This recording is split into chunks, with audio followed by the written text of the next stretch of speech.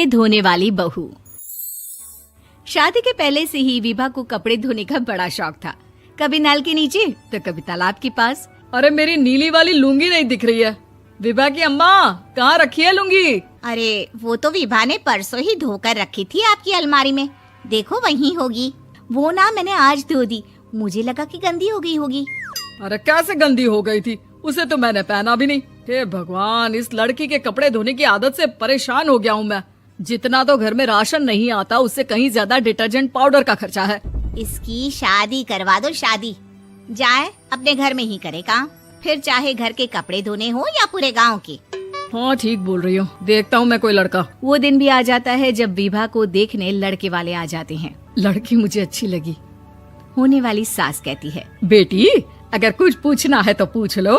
वैसे तो हमारी लड़की बहुत ही शर्मीली है, जो बोल दो वो मान लेती है, इसे क्या पूछना होगा। अरे कैसी बात कर रही हो माँ, मुझे इन लोगों के घर रहना है, सवाल तो कई है। हाँ हाँ बेटा, पूछ लो ना, क्या पूछना है। आप लोगों के घर कपड़े कौन धोता है? सास का मुंह बन जाता है।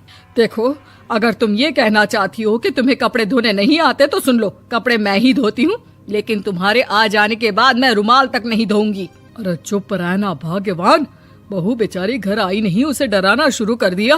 वो क्या है ना बिटिया, अभी तक तो ये कल्लू की माँ ही धोती थी, लेकिन अब तुम्हारे पापा तो दहेज में वॉशिंग मशीन देंगे ही।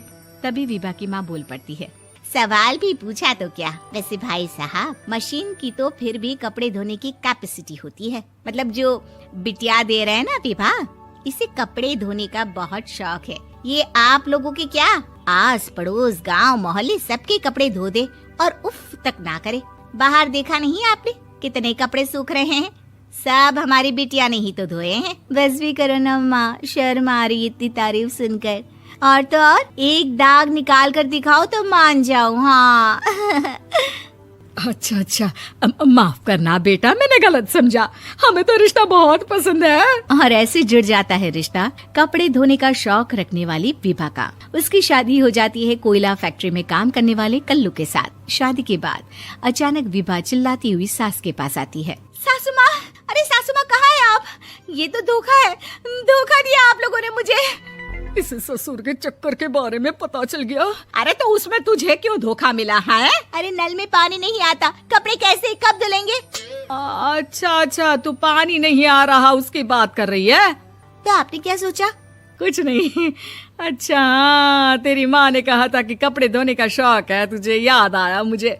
शौक बोलकर कपड़े धोने वाले मेरे जुनून को कम ना आके सासू माँ, कपड़ा धोना मेरा गुरूर है। तभी पति भी वहाँ आ जाता है। अभी मैंने इसे सनी देओल की फिल्म दिखाई है, उसी के डायलॉग मार रही है माँ। अच्छा सुन, साफ साफ बता रही हूँ, पानी सुबह 4 से 6 और शाम को 10 से 12 आता है, समझी? विभा टाइमिंग सुनकर हैरान हो जाती है। ये क्या भूतों का मोहल्ला है? सुबह 4 बजे उठकर कौन कपड़े धोता है? 4 बजे टंकी में पानी जाता है, फिर सारा दिन धोना ना, किसने मना किया? अरे कैसी बात कर रही हैं? 200 लीटर की टंकी में कितने कपड़े धो लूंगी मैं, सुबह ही उठ जाऊंगी मैं। अब क्या था, विभा सुबह 4 से लेकर रात के 12 बजे तक कपड़े ही धोती रहती। एक रोज सास पड़ोस से निकलकर कहीं जा रही होती है कि साथ वाली कहती है, हाँ कल्लू की माँ, जरा ये बताओ कि 2 साड़ी है, 2 ब्लाउज और एक पेटीकोट और एक नाड़े वाला लंबा कच्छा। हाँ तो? अरे तो क्या, कितना लोगी धुलाई ये बताओ। धोबन दिख रहे हैं हम क्या? हमारे पति सरकारी नौकरी से अभी रिटायर हुए हैं और बेटा सुपरवाइजर है कोयला फैक्ट्री में। धोबन समझ रखा है हमें? हाय रे कल्लू की अम्मा, माफ कर दो, वो तो मोहल्ले में यही सब बता रहे थे कि तुमने बहू को कपड़ा धुलवाने के काम में लगा दिया है। सास को पड़ोसन की बात सुनकर गुस्सा आ जाता है। वो घर पहुंचती है जहां घर के बाहर ही इतने सारे कपड़े सूख रहे होते हैं जितने कि किसी धोबन के घर पर। अरे ओ कल्लू की दुल्हन, बाहर निकल।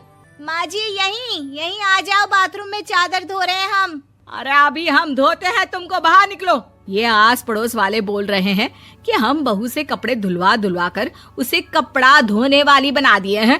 अरे छोड़ो ना माँ जी, किन लोगों की बातों में आती हो? आस पास के लोगों का तो काम ही होता है कि वो किसी तरह सास बहू को लड़ा दे। बहू सारे घर के कपड़े धोती है, ये क्या कम है? बोलिए।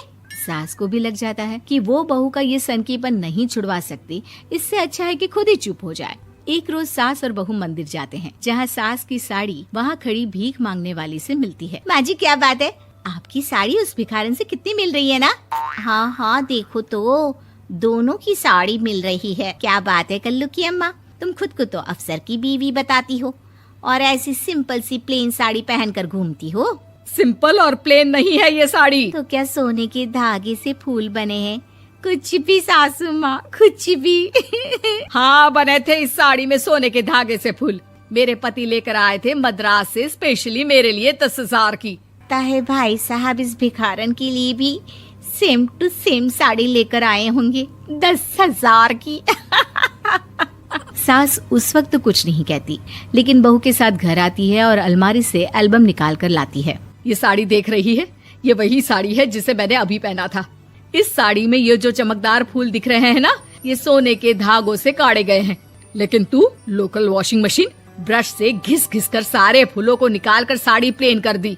मुझे माफ कर दीजिए सासू माँ। और तो और, जब मैंने तुझे तेरी गलती के लिए कुछ नहीं कहा, लेकिन तूने तो सबके सामने मेरा मजाक ही बना दिया। क्यों? बहू को समझ में आ जाता है कि अब से उसका कपड़े धोना बंद।